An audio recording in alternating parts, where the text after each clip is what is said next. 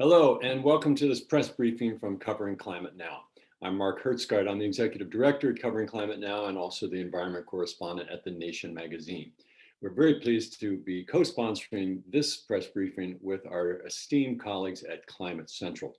And today we're talking about how you and all of us as journalists can do the best possible job of covering the upcoming this November's Global Climate Summit in Glasgow, Scotland, COP26. I'll just start by saying I've been covering these COPs since 1992. It's not as hard as it looks, and in fact, it's a great news story, a very exciting place to be. So let's dive into it in just a second. Let me give you a little background on Covering Climate Now.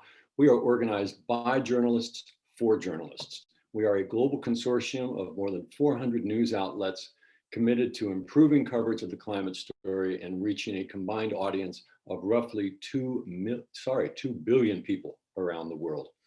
It costs nothing to join Covering Climate Now. There's no editorial line except respect for science. And you can, we just announced, by the way, the finalists in the first inaugural Covering Climate Now Climate Journalism Awards. You'll find those on our website, and the winners of that will be announced in early October in a 1-hour TV special co-hosted by our NBC News partners, Al Roker and Savannah Sellers. So look out for that. Come to the website for more information. That's coveringclimatenow.org. And joining me as a co-moderator today, my friend and colleague, Bernadette Woods-Plackey. She is the executive director at Climate Central. Climate Central is an independent organization of scientists and journalists who work with newsrooms, especially TV and radio weather forecasters, to help them inform their audiences about climate change and its impacts on the public. You can visit them at climatecentral.org.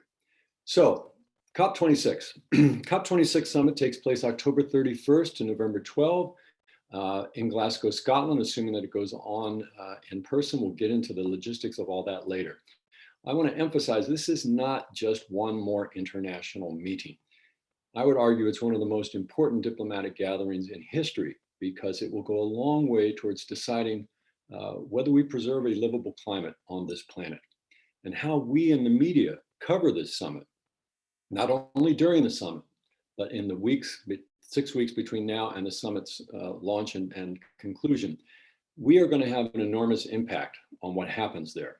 It's our job to inform the public about what is at stake and the key issues and the conflicts so that they can make their own voices heard concerning negotiations that will literally shape the rest of their lives.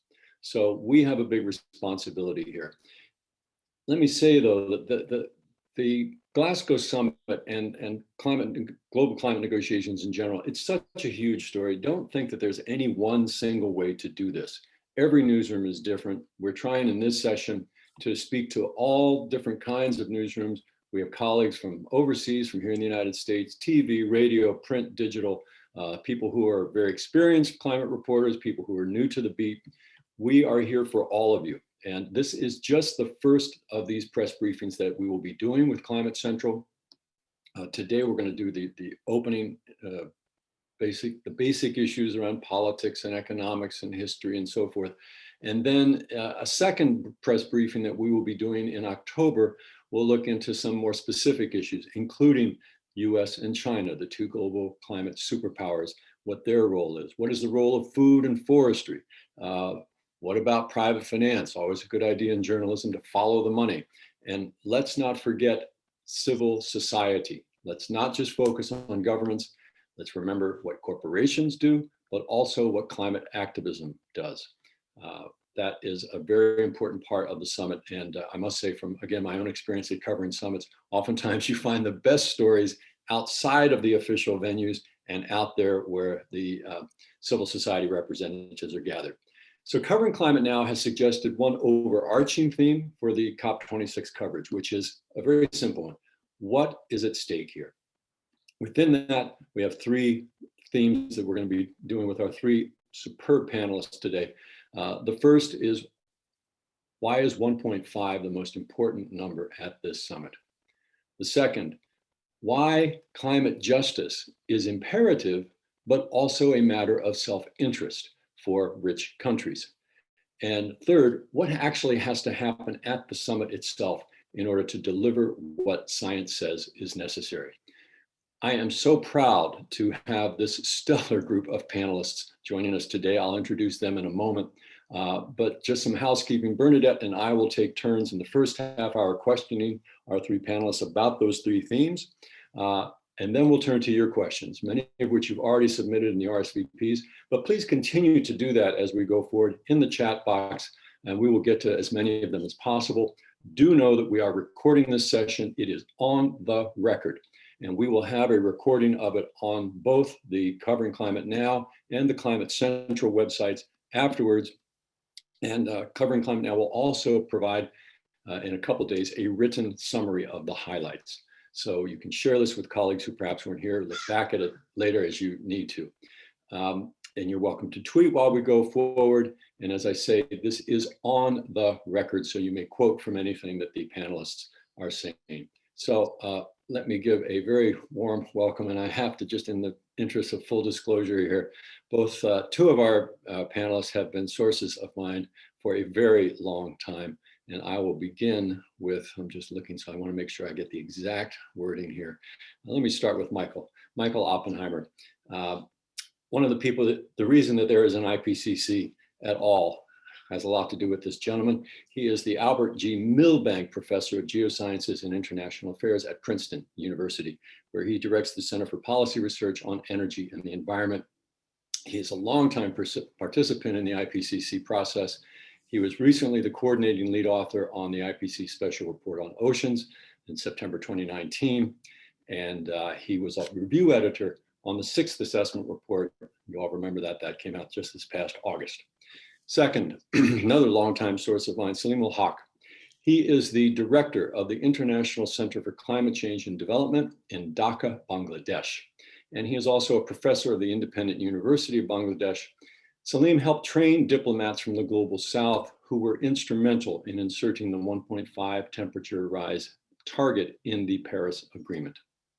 And finally, someone who has not been a source of mine for many years, but whose work I have certainly admired from afar, Isabel Cavalier. She is the co-founder of Transforma. That is an NGO in Colombia, the country of Colombia that is, and it supports sustainable development and civil rights, human rights, I should say, throughout the hemisphere.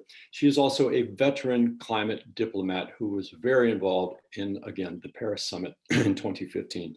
Please join me in giving a very warm welcome to all three of these stellar panelists. You really could not find a better lineup anywhere, I think. And I will then turn it over to my dear friend, Bernadette Wood-Blackie. Thank you so much, Mark. I'm going to make one small, but it's kind of an important correction. I'm not the executive director. That is Ben Strauss. I want to give him full credit because he's amazing. I work very closely with him, but I don't want to step on his toes, everybody. I was promoting you. Thank you. I appreciate it. And so thanks. So we're going to start out this conversation really focusing on the science and bring Michael into this because, again, we have a really wide range of journalists joining us today with experiences and backgrounds that are from new in the profession, covering local to international, veterans covering many of these COPs. And so we want to make sure that you all feel you get some knowledge out of this and some background and feel ready to cover this story when it comes at you later October into November, and then even following up on it. So that's really the goal of today's. And the reason we're even having these negotiations, the reason this is even a thing is because we so understand the fundamental science of climate change and what it is doing to our society and our people. And that's where we're going to start with this conversation. So Michael is one of the rock stars. If you don't know him, get to know him. He has been such a part of this conversation for so long, and he really does a beautiful job of breaking down what's going on. So Michael, I wanted to start out with this 1.5. I mean, those of us who follow this conversation understand how we got here, but could you give us a little bit of the history of why that's even a focus number? And then we'll get into why it's so important. Sure. The Paris Agreement is the child of an agreement called the UN Framework Convention on Climate Change, which was the first climate treaty, and it's still in effect, of course. And in that treaty, it says that the countries as a long-term objective, should avoid dangerous anthropogenic interference with the climate system. That is, don't mess things up really badly so they get out of control. Well, you know, it didn't specify exactly what that meant, and there has now been 30 years of research since that agreement was signed, which has narrowed the range of where things get dangerous. And it turns out that although every increment of warming, additional to what we already have and what we're already experiencing, causes more damage, more lost life, more damage, costly damage to property, when you get above about 1.5 degrees, these effects start to go nonlinear. They start to interact, they start to concatenate, and it becomes very, very difficult for humans to catch up, to adjust. And basically, there's a risk that the climate spins out of control beyond our ability to adjust to it, to adapt to it. 1.5 degrees was chosen for first scientific reasons and second practical reasons. Practical reasons because it's hard to envision landing the climate at a lower temperature, number one. Number two, the science tells us that things like extreme heat, damage from tropical cyclones, like we're seeing quite frequently this summer, intense floods in intense rainstorms, getting even more intense. Those kinds of impacts, which are harmful and deadly, get in a progressively accelerating way more and more common and more intense as you get above 1.5 degrees. And although there was also a focus on a target of 2 degrees, some of the recent research shows that there are ways you can distinguish the damage at 1.5 degrees from the damage at 2 degrees, and that it's worse at 2 degrees markedly than at 1.5 degrees. So this is a target that has scientific credentials behind it. It's a target that we can still achieve, although not with great ease. And it's a target that countries ought to be getting behind and doing something about as quickly as possible. So to put that in perspective and grounded for people, you know, that number is floating around.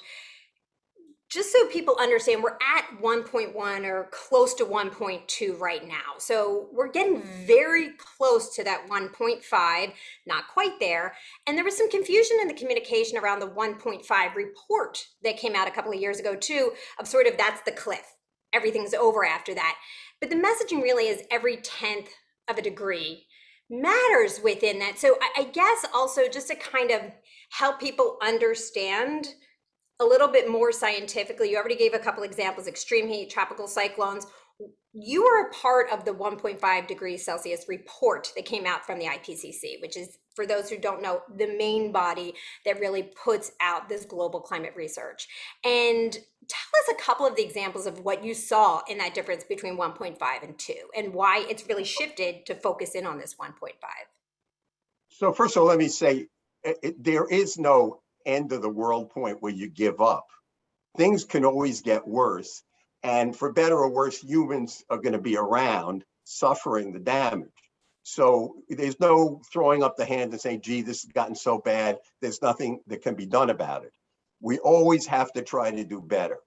Now, what are the specific impacts?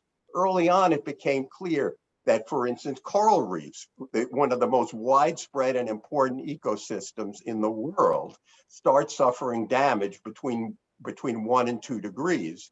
And when you start getting above 1.5 degrees, you get very close to the threshold where these systems just start going out of existence. And that isn't just a matter of people flying in for a week and enjoying the beautiful biodiversity. It's also a matter of the small island states making their living off the fishing and off the tourists. So when they go, a lot of those small island states are in even bigger trouble than they are anyway. Second example, in the oceans report that you mentioned, it turns out that an event that is a truly severe coastal flood that only happens once a century, usually in a tropical cyclone, the frequency of those events occurring increases as sea level rises, because the water isn't lifted up and put on the land just by the storm. Sea level rise pushes it even further in. So a flood level that used to be once in a century becomes once every 50 years, once every 20 years, then once every 10 years as the Earth warms. And it turns out that by 30 years from now, there are going to be a lot of places on Earth where the historical once in a century event becomes a once a year event. Think about that. An extremely damaging event historically happens every year. How are we going to be ready for that? And then if you look at, okay, that's at 1.5 degrees. What about at 2 degrees? Well, it happens even more frequently. And there's a marked difference between that frequency at 1.5 and 2 degrees. And you can tell the same story for heat waves. Extreme heat waves, which are bad enough at 1.5 degrees, become worse at 2 degrees. And from there on, it's just an escalation and acceleration. And a lot of these effects are already known to be accelerating, particularly the destruction of the ice sheets in Greenland and Antarctica, which contain 90% of the fresh water on Earth. That's getting added to the ocean more and more quickly. And that's a main reason why sea level rise is accelerating right now.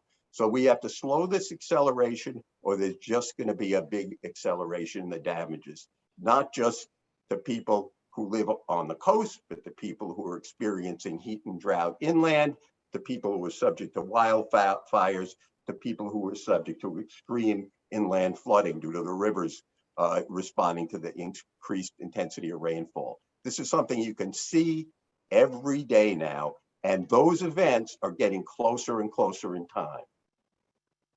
So one last question I have for this round is another thing that I find people aren't fully comprehending, because it's complicated, is that what we're putting into our air now sticks around for a long time in some form. So the decisions we make today aren't just impacting tomorrow, but they're impacting our decades to come. And so we have this conversation and this scientific understanding between 1.1 degree, 1.5, 2, but we're on a path to go way past all of that right now, even with some of the emissions cuts people are talking about.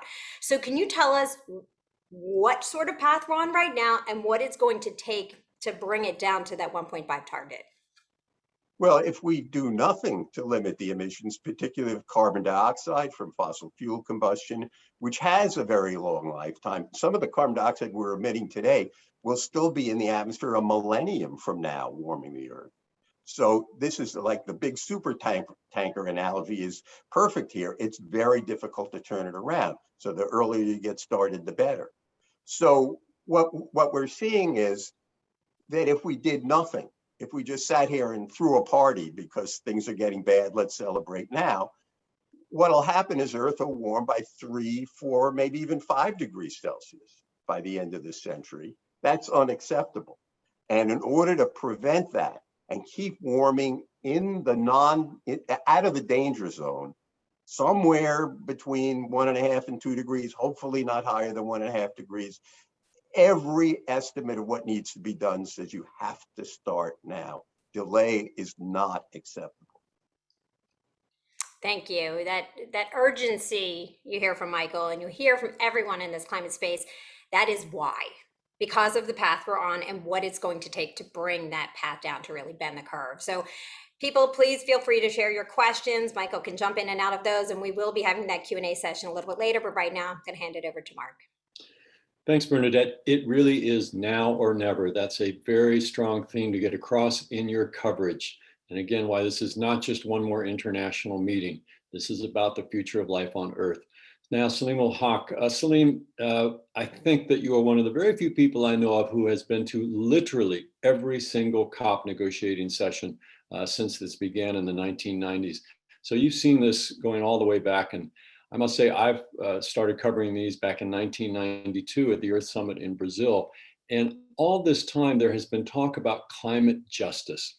Can you talk about what climate justice means, and in particular, why it has been such a contentious issue during these negotiations all these years, and why addressing it constructively is essential to the Glasgow Summit being a success? Thank you. Thank you very much, Mark. So the issue of climate justice arises from the fact that climate change is anthropogenic.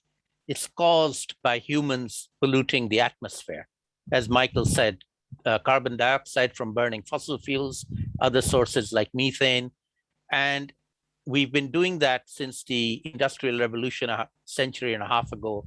And that has accumulated in the atmosphere and raised the temperature already above 1 degree. But not everybody contributed to that emissions of greenhouse gases equally. The rich countries that benefited from the Industrial Revolution were the main beneficiaries. They burned coal to become rich.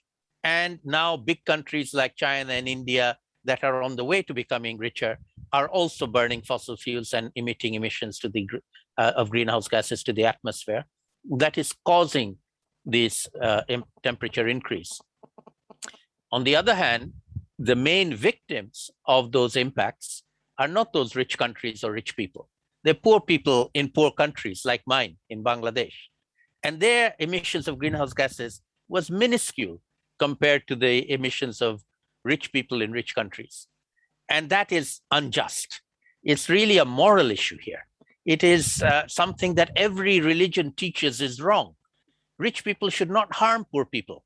They should look after poor people. That's the teaching of every single religion. And recently, the Pope made a statement on this, and he has a whole Laudato Si on this issue. The Muslim clerics are doing this. All the religions are jumping in and teaching their people that this is wrong. It's not right. It's something that should not happen. It should be corrected. And that really is the issue that we are talking about. Rich people, most of them in rich countries, but rich people in poor countries as well. And I would count myself as a rich person in the Bangladesh context. So my carbon footprint is much, much bigger than the average Bangladeshi carbon footprint. So I am a polluter rather than a victim of pollution. But the victims of pollution are the poorest people on the planet. Many of them in my country, Bangladesh, particularly in the low-lying parts of the coast, but also in the small island states that Michael just referred to, in the mid-continents of Africa, the dry zones. The poorest people on the planet are the ones that are going to be hit the hardest. And that's not right. It's just a question of injustice rather than even climate justice. I prefer the word injustice to justice. Justice is an ideal. Injustice is visible. It's manifest injustice. That's wrong. It should not happen. We should not do it. And if we are doing it, we should stop doing it. And to me, that's the overarching framing of what we are trying to achieve in the COP. So Saleem, why has it been so hard though for that moral, as you say, it's an obvious moral point that all religions on earth agree with. Why has it been so hard for that to gain traction at these global climate negotiations going back to 1992? Well, I think, as you said, I've been to all 25 of the previous 25 COPs. And things have changed, evolved over time. So I'll give you my take on that evolution. I call them the 3 eras of climate change. The first era is the era of emissions of greenhouse gases being the problem. And therefore, the solution was really reduce those emissions of greenhouse gases, what we call mitigation in the climate change jargon. And then around the turn of the century, we added a second era, which was that there were going to be inevitable impacts of climate change that are now unavoidable, mainly hitting poor countries and poor people, and therefore they need to be better prepared. They need to be helped to be better prepared. And we entered the second era of what I call adaptation to climate change. We have to prepare ourselves. Initially, poor countries, poor people, but now everybody, including you in the United States, have to adapt.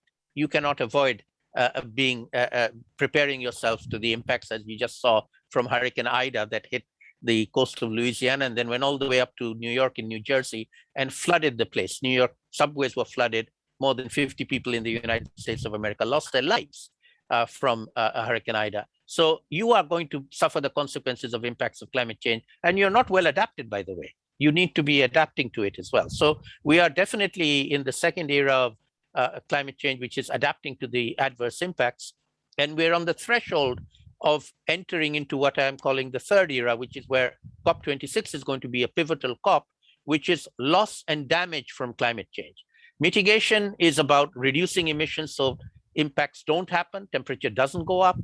Adaptation is dealing with the temperature that's going up and being better prepared for it, but not avoiding them. But loss and damage is when it happens. The 50 people who lost their lives in America are not going to come back. they've gone. You've lost them. And so more and more people are going to be lost, more and more ecosystems are going to be lost, and we have to be ready to deal with that, whether we like it or not. It's the reality. And so we are now entering the third era of actual, visible, scientifically attributable loss and damage from human-induced climate change, even by the 1.1 degree temperature rise that we have scored so far. If temperature goes up further, it gets worse. Thanks, Saleem. One last question to you before we turn to Isabel Cavalier.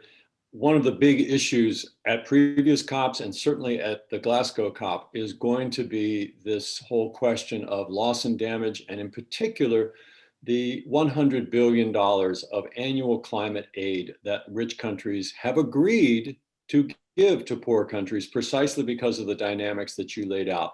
Journalists, if you look in the Paris Agreement, it contains this pledge that the rich countries will provide $100 billion a year, every year going forward. It was supposed to begin in 2020 to help poor countries both adapt, as Saleem said, but also to shift their own economies away from fossil fuels onto renewable energy, which is why we say at Covering Climate Now that climate justice is also in the self-interest of rich countries, because if the developing countries cannot shift away from fossil fuels to clean energy, there is no hope that we will hit 1.5. But Saleem, could you speak a little bit to this $100 billion and the outcome, or I should say the outlook rather, for that very contentious issue going into Glasgow? Sure. So as you said, the promise has been made, 100 billion a year starting from 2020. The promise was made way back in 2015 as part of the Paris Agreement. 2020 has come and gone, and the 100 billion didn't appear. The rich countries claim they gave 80 billion or 79 billion. We're not quite sure if that's well, accounted for or not. But even in their own admission, they haven't reached 100 billion. So we are looking at 2021.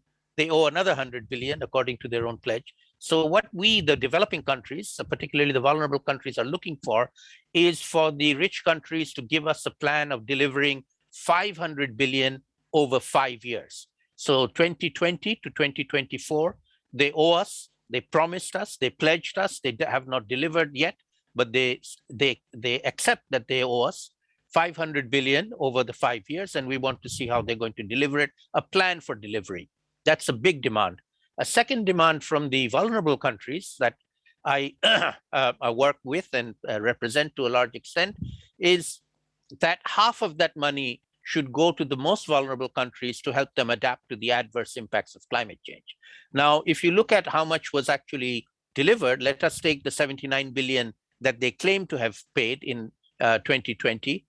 80% of that went to the bigger developing countries to reduce their emissions. And only 20% of that went to the most vulnerable countries to help them adapt to the impacts of climate change. That's not right.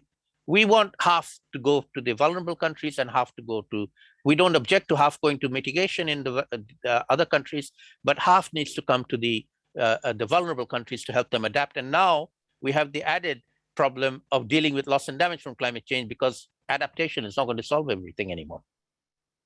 Thanks, Saleem. And we'll get into more questions in the Q&A session here about how you as reporters, if you're not reporting from Bangladesh, or let's say you're reporting in Nevada or Florida or Germany, how do you make that story relevant to your viewers and listeners and audience? But first, let me turn to Isabel Cavalier. She, of course, is from Transforma, the Columbia NGO, and also a veteran of climate diplomacy. Could we start, Isabel, please, with the I think it's a fairly widespread notion that among the populace as a whole, that, oh, these international meetings, it's just a place where a bunch of politicians go and posture and talk, and nothing ever comes of it.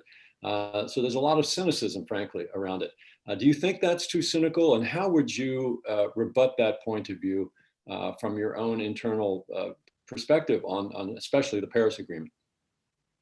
Thank you, Mark. It's a pleasure to be here. Thank you for the invitation. I think that if one has been to COPs for a long time, you realize that a COP has become much more than just a place where politicians meet. It actually has become more and more, and in the last few years, this has been very marked, increasingly interesting the space at COP that is called the action space, where you have a very large number of individuals in the climate community, in the private sector, in the civil society, coming together, finding the synergies they need to find to move forward. And that has become increasingly important at COP alongside the negotiations. So that's the first point, that's important for covering COP. You will find a lot of interesting stories happening there beyond the traditional sort of negotiation track where politicians meet and discuss. Now, in terms of that track, where you would point your cynicism at, indeed, you might say just a place where politicians meet, greet, discuss, and go back home. The reality is, while it's true that there is still a long way to go in order to close the gaps, to get to our trajectories aligned with 1.5, we also have never been so far. The Paris Agreement did unleash a very deep transition. It will take long, and it'll be harder in some sectors and some countries, but those political signals that come out of COPs, some harder to attain, some flow more easy, but generally harder to attain, given the difficulty of solving this conundrum, this economic conundrum that climate change is, do have reverberations across the real economy. If you look at where we were 5 years ago, in terms of where, for example, the investment industry was at, in terms of engaging with climate change and making it a core variable for investment practice, and where we are today, it's a world of a difference. There wasn't an alliance for achieving net zero throughout portfolios of investors 5 years ago. There is one now. And that's not just because the private sector moves, it's because the signals that agreements between governments send to the real economy create that momentum. So there's two, I think, good arguments of why the cynicism has its limits. And however, as I said, the tension remains. We are a long way to go, and there's still quite a lot that needs to be done by governments in the run-up to Glasgow to make it a COP that is successful, but most importantly, that actually brings us closer to bridging the gap that has been very well put on the table by both of the previous panelists.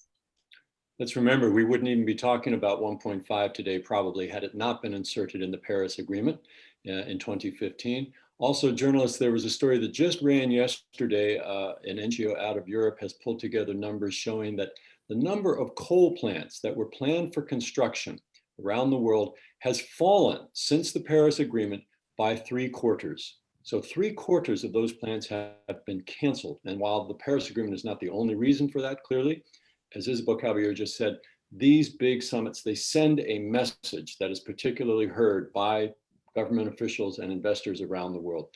Isabel, one last question before we go to Q&A in general. Can you clear up something we were talking about actually in the green room before we began? Famously, the Paris Agreement in 2015 was not put forward to the United States Senate as a treaty because the Obama administration knew full well that the Republicans would kill it. And indeed, that was why the Paris Agreement was called an agreement and not a treaty in Paris in order to get it passed. However, as we were preparing for this seminar today, we saw that the United Nations on its own website does call this a legally, quote unquote, legally binding international treaty. So is this just one more case where the United States figures it's one rule for the US and one rule for everybody else? Can you clarify the actual standing of this agreement? Yes, thank you, Mark. And I'm sure this question will be better answered by US lawyers. A lawyer myself, though I can tell you, the Paris Agreement is an internationally legally binding instrument. You could call it a treaty, an agreement. You could use various names for it. What makes it binding is not its name, is the nature of the instrument, in a sense that it requires ratification, it enters into force, and it therefore has legally binding nature for those member states who ratify it and then become parties to that agreement. The United States ratified the Paris Agreement. The legal matter inside the United States, the question was, whether the United States needed congressional approval to ratify this instrument. There is a strong enough legal case in the United States that there are agreements that flow from those that are, and this can be better explained by US lawyers, from those that are already ratified previously from the US, and that don't necessarily create new legally binding obligations beyond what was already approved by Congress, that are therefore positively put as agreements that are binding, that can be ratified by the United States, and the United States can become a party to them through an executive order. This is what happened in the Obama years. This is why the Trump administration had to withdraw from the Paris Agreement. This is why their withdrawal didn't come into force until 3 years after that withdrawal was sent, because these clauses were specifically negotiated in Paris, thinking precisely about the United States and the possibility that this could happen. And this is why the United States rejoined as a member state to the Paris Agreement when the Biden administration came back to office. So the answer is clear. The Paris Agreement is a legally binding international instrument. It binds the United States as it binds every other state in the world that is a party to it. That is pretty much everyone. There is no state that I know of. I think now there's no one that is not a party, legally speaking, to the Paris Agreement. All right, if you got all that, you're on your way to a successful coverage of the COP. I'm going to turn it over to Bernadette, and we're going to start with the Q&A. Thank you again, Isabel Cavalier and Bernadette Wood-Blackie. Take it away. All right, so there's so many great questions going on here. I didn't even know where to start, but coming off what Isabel said, and for those who have gone to COPs, process and terminology is a big part of what happens there and can turn some people off and kind of keep them away from digging into what's really going on. So I'm looking for some advice for you or anyone who wants to jump in here on how we can take what's going on there and some of what you just discussed, and there's so many different ways we can take this, and translate that into real on the ground stories, not just for global media, but for local reporters and communities around the world where their biggest concern is the flood that just came through, or the fact that the farming crop failed, or whatever that may mean, right? So that's what they're seeing. That's what their audience is most connected with. They may not connect with this big terminology. So how can we help our journalists take what goes on in those circles and translate it into good stories? Isabel, do you have any ideas from some, I mean, you talked about how the different communities who even show up have great ideas. So maybe you could start with this. Yes, thank you. Thank you, Bernadette. So I think there are many layers to covering COPs. And you definitely, if you're sort of alone doing it, I think you definitely need to choose. If you want to cover, let's say, the sort of big political signal type of part of the COP, I think, yes, you will need to learn a little bit the jargon of what's happening in the negotiations and get connected into people who are inside, who can feed you and really sort of unpack that kind of language, but also help you as someone who's covering measure when the signal is actually given. That's actually hard to tell sometimes at COPs, right? Sometimes you see people running around like in a big lump to a room and you're like, what, the MRV room? And what are all these people running around this MRV? What's MRV? Why that room? Why monitoring, reporting, and verification would be interesting? Why is this politically important? And there you would probably want to ask someone who's inside that can tell you, well, this is what the main political battle is being now played. And I'm going to give you an example. It's because on transparency, the Chinese will always want to keep the agreement less transparent, and this is where the main gridlock is at the moment. If that can be unlocked, then you can probably unlock language on 1.5 and so on and so forth. So that probably requires a very acute political nose and good contacts and getting to know really the jargon a bit. But you can also cover all of the plethora of things that happen in what I was calling earlier the action zone. And it's increasingly interesting because it's like a carnival of events, ideas, people connecting, networking, presentation of you can follow by country. There's a bunch of country pavilions, but you can also follow the interest. There's like theme days, so you could only do the finance, and you will have a full program of finance related events of the private sector. And you go cover event for event, or you could cover all of what's happening related to adaptation or to nature and deforestation. So you will definitely need to choose, I would argue, and then dig into what you choose you will cover. I think both would provide you interesting material for your local context. Of course, the global one will make reverberations in every country. In some countries, because their legal structures do make international agreements enforceable to the chat's questions, it is critical what is agreed as a COP decision, because lawyers can bring this back home and go to court and say, hey, you're not complying with what you agreed, right? So this is critical at home. And the same could be said about deforestation. If you're in a tropical nation where you can do whatever you want to do, but if you don't address deforestation, we're pretty done. And then you can then choose this will be your main focus for the whole COP, and you will have an entire program to follow. I'm sure Saleem will complement brightly. His hand is up. Yes, I see, Saleem, you have your hand up. And 1 second before I go to you, for some of our newer people, I just want you to know that we are also going to be following up with a lot of resources to help you navigate all that we're discussing right now. We will share, Climate Nexus has already put together some background information. We will be sharing that in the chat.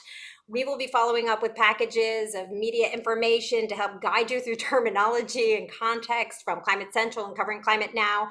And some of us are going to be on the ground and we'll be able to help you navigate also. So there's a lot going on, but we're going to help guide you through this. So Saleem, I know you had some ideas. You wanted to jump in on this too. So go ahead. Sure. So I just want to share an anecdote to illustrate a point about there are journalists and there are journalists.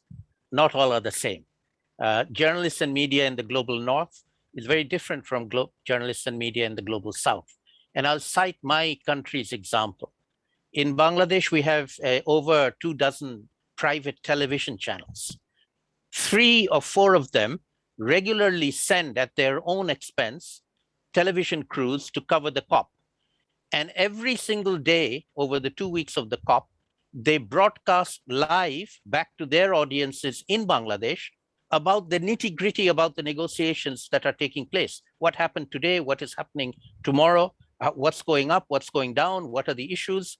And that's the public in Bangladesh following a COP in detail. And when I was in Paris for COP21, for those of you who were there, you'll remember we were in this big former airport, Le Bourget, a big conference center, and Parisians were driving by, seeing all sorts of flags and things. I said to people there, the people in Paris don't know what's happening here. People in Bangladesh know every single day what is happening. They know what a COP is, they know what adaptation is, they know what loss and damage is, they know what the US position is, they know what the Chinese position is, and they follow it. They know what to follow. And so that's where we need all journalists to be doing this all over the world, and not just the journalists from Bangladesh. Before I hand it over to Mark real quick, also, I just want to give a note of advice to some of our local journalists who don't have the global perspective too. We're going to have a lot of information on how you can localize, how you can personalize, how you can take what they're talking about in the daily drama of what goes on inside those rooms, but translate it into how that's affecting you where you live. More extreme weather, your health, your economy, all of that is what is really going to resonate with your people and your audience. So we have a lot of resources to help make those connections. And I think that's where Mark was going to jump in too. So we can help guide you that way. Yes, and I also want to emphasize, look, we get it that not all of you will be able to go to Glasgow, okay? There's going to be a lot of coverage, a lot of journalists covering this remotely by these kinds of video links, okay? And again, come back to our website. We'll put you in touch. The UN is working out this stuff. You don't, although I very much agree that it is an excellent experience and you will always do a better job if you can be there on the ground. If you cannot be on the ground, that doesn't mean that you shouldn't still cover this. You can do a lot from far away. And for that matter, Covering Climate Now, we will be providing, I personally will be providing every day a written dispatch that all of our 400 plus news partner outlets will be invited to run free of charge, just straight reporting on, as Saleem was saying, what happened today, what matters, and so forth. We're also endeavoring to have a daily radio and perhaps a daily TV feed as well from Glasgow. So just because you don't have the travel budget to get there doesn't mean that you can't do a great job of covering this. I want to quickly go back to a question to Michael Oppenheimer. Michael, you said earlier that we need to act now, immediately, forcefully, to keep the 1.5 degree target in reach. Can you speak very quickly on what does that mean? You said we have to, cut fossil fuel consumption and so forth, but can you outline that a little bit and also speak to this question that keeps coming up in the chat? How is this enforceable? It's one thing for, again, there's a lot of cynicism. Governments say one thing and then they don't do it. First of all, let me just say, to my mind, the most important thing is after the COP, don't drop the story. Keep on it. It's part of so much that's going on. Follow all those leads, all those directions down. Now, as far as enforceability, going backwards, yeah, it's the weakness of the Paris Accord. There are no penalties except for what's called name and shame, public opprobrium, criticism from other countries if you're not submitting a decent plan, an NDC, or if you're not implementing it, and as will become obvious at the stock takes. And that's a weak read, but in some areas it has worked. It's worked in the human rights area to a limited degree. If countries take this seriously, they will put pressure on the countries that are not behaving correctly.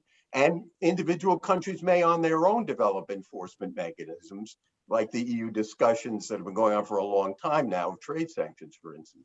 So anything is possible now that governments seem to be taking this thing seriously. I'd feel more comfortable if there were trade sanctions and other penalties as part of the Paris Agreement. It's not there.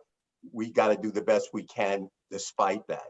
Now, the first thing you asked, I think, is can we still reach 1.5 and what does that require? Yeah, I mean, it requires all hands on deck. It's a different thing in every country, but in the developed countries, it means doing things like electrification of the transportation systems, reducing the reliance on single passenger automobiles, then producing the electricity, or at the same time, by renewable energy, and making those transitions, which are happening gradually in a lot of places anyway, as quickly as possible. In some of the developing countries, where I'm a little hesitant to give advice, it's very particular in different places, it'll mean things like not making some of the stupid, thoughtless decisions that were made in the developed countries, which got us in this hole in the first place. And also, unfortunately, making 1.5 degrees means we're going to have to remove some of the carbon that's already in the atmosphere, because this turnaround isn't going to be so quick and isn't going to be as quick as we'd like. And therefore, we're going to have to protect the biosphere, make the biosphere a better sink for carbon, and probably develop some not very desirable but necessary technological means to remove carbon from the atmosphere. None of that would be necessary if we could get on the task immediately. I'm afraid we're not going to get on it as fast as we need to. And one more point there, the International Energy Agency out of Paris, which was created by the rich countries after the oil embargo in the 1970s, has said this year that one thing that's needed to get to 1.5 is zero more fossil fuel infrastructure. It means no more new oil fields, no more new coal mines, no more new coal plants, no more new methane gas pipelines, etc. That is a huge, huge economic shift that, again, is going to affect the people in every market that you're reporting to. Bernadette. There have been a lot of questions about responses and solutions. And so I'm going to bring all of our panelists in on this. I think one of the questions I get often, so we can frame it this way, is even understanding where our emissions come from to be able to focus in on what those responses and solutions are. And some of the responses are the adaptation, right? What we've already done what we have to adapt to that's locked in, but also how we bring down those greenhouse gas emissions. And often I think people aren't fully aware of those main buckets and which are the priorities. Energy obviously being a huge one, and it gets a lot of focus because we do have some greener forms of energy available to us. Another big one, even bigger in the United States than globally though, is transportation. A huge one, bigger globally than the US, is land use and our buildings and how we organize really those systems that we live in. So kind of with those buckets and frameworks in place, to each of you, how is it best for our journalists to follow along with what solutions are being discussed and on the table, which ones they can push on and ask more questions about, and how to follow that story so that they can help inform their public? Whoever would like to go first. Can I take that first? Go for it, Saleem. Great, thank you. So my advice, if you like, is for journalists from all over the world, but particularly northern or global journalists, to take the time and trouble to talk to representatives of the most vulnerable countries, because that's where the impacts of climate change are the worst. They're really bad. And my country, Bangladesh, is a good example. The vulnerable countries have a group of countries called the Climate Vulnerable Forum. There's about 50 of them from Asia, Africa, Latin America. It's currently chaired by the Prime Minister of my country, Bangladesh, Sheikh Hasina. And they will be there in presence. They will be there politically. They'll be there in the negotiations. There'll be lots of civil society and lots of journalists and reporters from these countries there. Reach out to them, talk to them, because that's the cold face of climate change impacts that are happening. As I said, it's no longer something that's going to happen. It's happening already. You are just feeling it in the United States today. We've been feeling it for the last 10 years. And you need to know that, and your publics need to know that. Isabel? Yes, I think there are some of those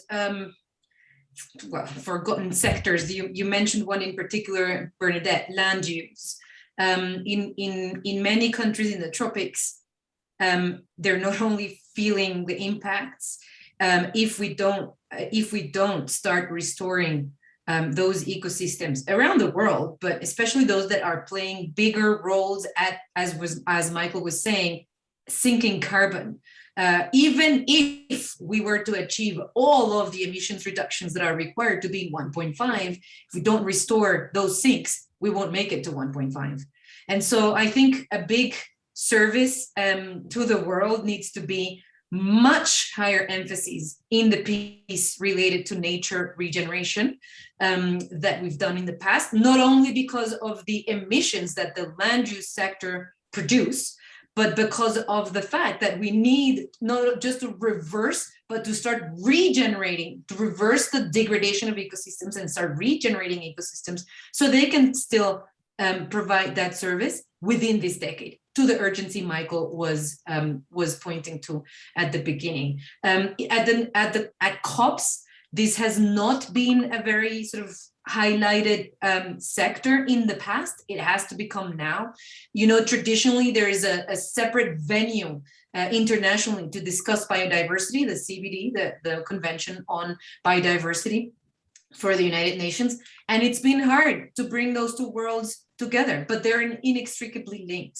So I would place an emphasis there. I think there's been historically a lot of coverage and a lot of progress, and still there's a lot to be done in the energy, the transport sectors, but in the land use sector and the nature regeneration sort of part of the equation that speaks both to adaptation and to mitigation, there's been much fewer coverage. So I would place an emphasis there. I think it's very critical. Michael, I see you jumped in with putting adaptation on the same level as mitigation. Yeah, I mean, it's heartbreaking to see people dying from things that you know could have been avoided. And a lot of this was just predicted decades ago. And the governments have proven again and again that they don't know what the heck they're doing with regard to adaptation. They don't know how to protect their own people from this problem. And it's certainly the case that the large wealthy countries haven't stepped up in a way that they should have financially to help the developing countries that have barely any emissions in many cases protect their people. It's the usual thing where, you know, in the climate change world, poor people in poor countries probably wind up with the short end of the stick in the worst way. Rich people in rich countries probably will find marginal ways to be somewhat better, but they're going to get stuck too, but not nearly as badly. And then there were poor people in rich countries, and they're going to get stuck also. And the government seemed to be doing nothing or very little, or just waking up, in the case of my own government, to what the risks are and how they're actually happening now. That sense of an emergency that was totally predictable it's here now. The governments have to do two things. If they think with two sides of their brain, cutting emissions as quickly as possible, protecting people to the extent that's feasible now. Thanks, Michael. We're coming to the end of the hour here, and we make a habit at Covering Climate Now of ending on time.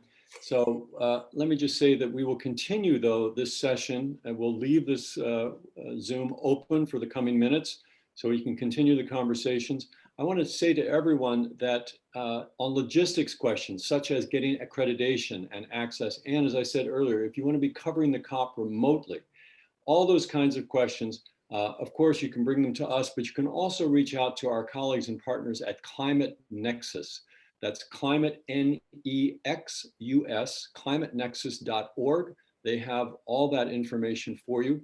I also want to point out that our colleagues at the Society for Environmental Journalists are having a session right after this one. I mean, literally at 1 o'clock p.m. US Eastern Time on food and farming in a warming world. And that is one of the topics that Climate Central and Covering Climate Now will also be looking at in our next press briefing, which will be taking place in October. If you have ideas for other topics that you'd like to get included on the agenda for that second press briefing, please send them to us. You'll be invited to take a short survey at the end of this session here. And one more thought to what Michael Oppenheimer was just saying about most governments being clueless about adaptation. And this is a really good storyline. The truth is that a lot of local governments and state governments are much better. Mm-hmm. And the truth is also that your audiences are probably going to care most about their own governments. So dig into what your local government is doing.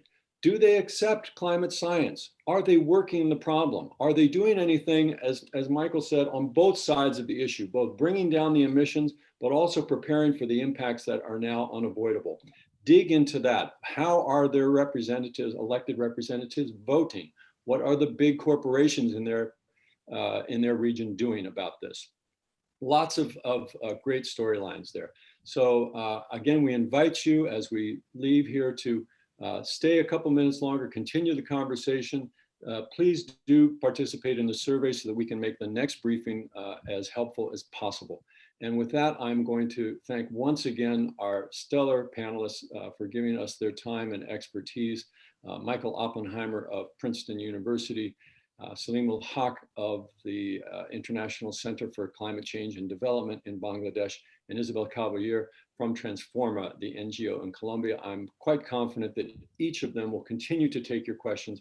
You now have access as a reporter to 3 of the best sources around on this topic. So don't hesitate to reach out to them.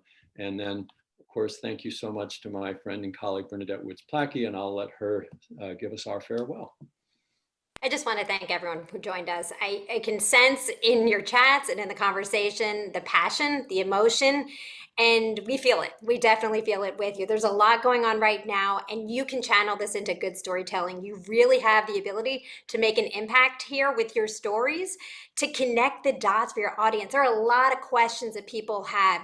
There's a lot that we are realizing is happening, but your audience doesn't know exactly how that connects to the bigger picture, and you have that opportunity. So don't hesitate to reach out with any questions you may have, any ideas you have. We are here to help. So thank you very much for joining us today.